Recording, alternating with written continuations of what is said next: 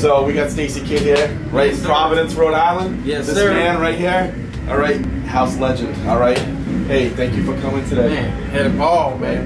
Great time, great time. I got a couple questions for you. All right. Okay. First of all, what got you into house music? Oh wow. When was it? Was there a moment? Man, I was actually like 17, man, 16, listening to BMX, radio stations back in Chicago, and Steve Segurley, Farley, all of them cats used to be on the station. So that's what got me listening to it. Then I just started like grabbing on, man, just like I want to do that, So I started going to little that feeling. started going to like little school sock hops and different things, and just trying to DJ and doing the same things, and it just progressed from there. So you start off DJing.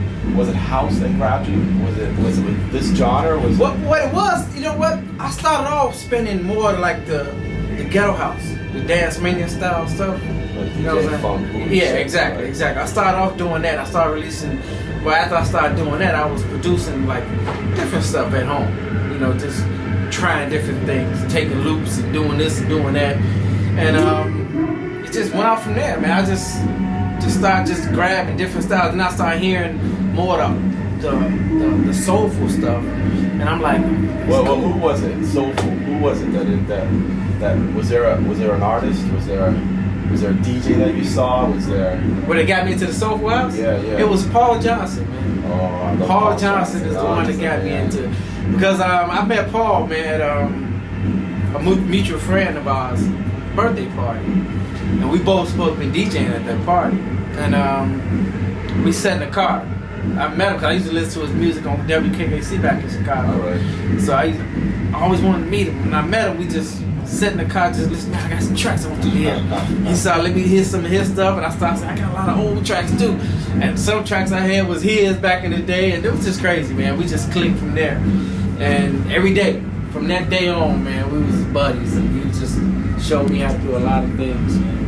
Now, I guess the biggest question I got right now is, I've been doing this for a while myself, but looking at somebody like you that's been in this for a long time, you got the music, you got the house, the love. But what keeps you going? What keeps you invigorated to produce and keep going? I mean, you see the roller coaster, you go up and down. Exactly. But is there something that just like in the back of your mind sticks? And it's like Oh, you know what it is, man.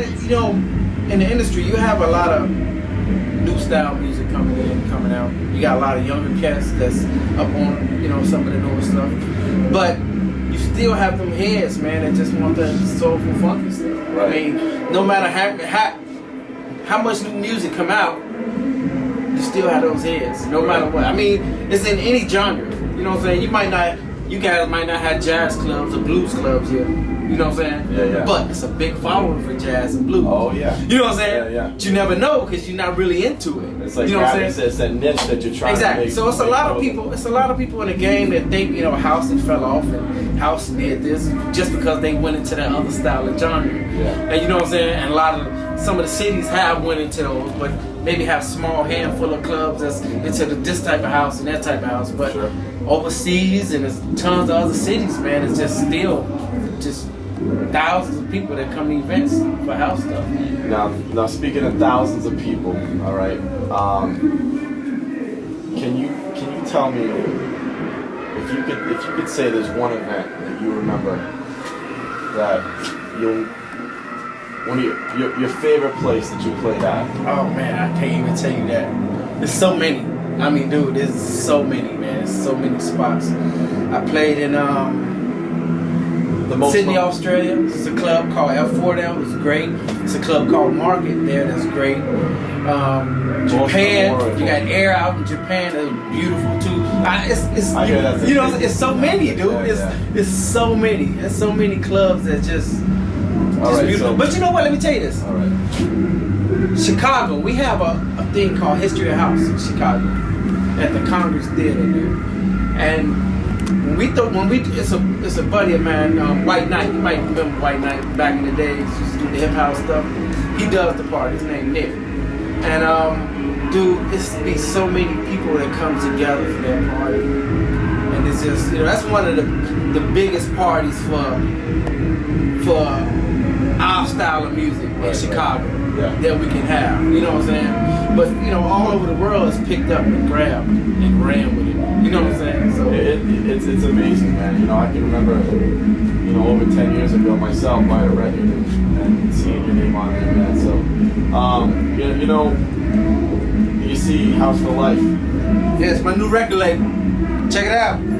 HouseForLife.com. How did House for Life come about? I understand the meaning of this, but this is like a symbolic of you. Everything Yeah, exactly. House for Life. Exactly. How did you cut? Is this copyright? Is this? Yeah, it's all me. But you know what the funny thing about it is, through the years, that's how I used to tell people, you know, when they, man, I love your set, man. You know what I'm saying? I'm gonna be House for Life. That was just what I kept saying. You know, I'm not gonna change that. You don't go into the electro style what everybody else doing. I'm like, no, I'm straight House for Life. This is me. Right. And it just, you know, every time I see somebody say, hey man, you House for Life, man. I can't hear, you know, so It's stuck. just, yeah, it's stuck. Just Right. House for Life, man. Just, you know, that's what it is. Well, hey, you know, we really appreciate you coming out here. You hooked us up. Definitely, you know, you killed it upstairs. You're Definitely. really House for Life. you're Check it really- out. Hold that. Yes, sir. Man, I had a great time, man. Always, man. Last time I was here was '98, man. That was a long time ago. Where? Here. No, it wasn't 98. It was '98, wasn't it? No. Yeah, well, how long was it? No, it was 2003. Was it 2003? 2003. You It seemed played like it was upstairs. '98, dude. I swear to God. It was a long ass time ago.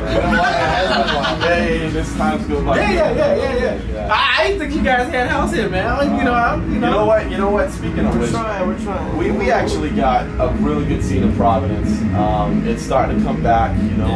And this club, we're at Club Therapy right now, and I gotta say, the past year, what's it been, about a year now? It's really starting to pop. We've had some great artists, great producers come through here. It's such an amazing thing to be part of it, you know, and to have people like STACY KIDD and who we have, Moro Bakoto and Vibe and Bad Boy Bill, Robbie Rivera, you know, Chus and Chabalas. Let's think of some house. Chris Vargas. We've had some amazing artists come through here. So, you know, this is just the start of hopefully much more to come. And, It's only way it's gonna happen. You gotta keep doing it. yeah, you know, Never give up on I it. gotta relate House for Life.